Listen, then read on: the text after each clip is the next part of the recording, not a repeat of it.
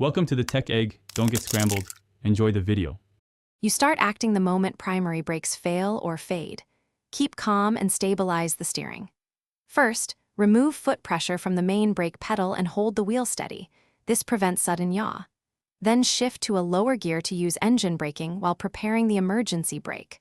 Once done, grip the emergency lever or button and apply it gradually, small increments of tension, so the rear brakes engage without locking. This method slows you controllably while you plan the next move.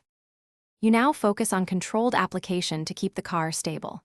Begin reeling the lever or pressing the electronic parking switch in short, measured pulls so the rear brakes build grip instead of locking.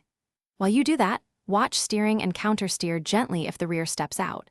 Sudden steering increases risk. If the car has ABS or electronic stability, make modest inputs and let the systems modulate braking.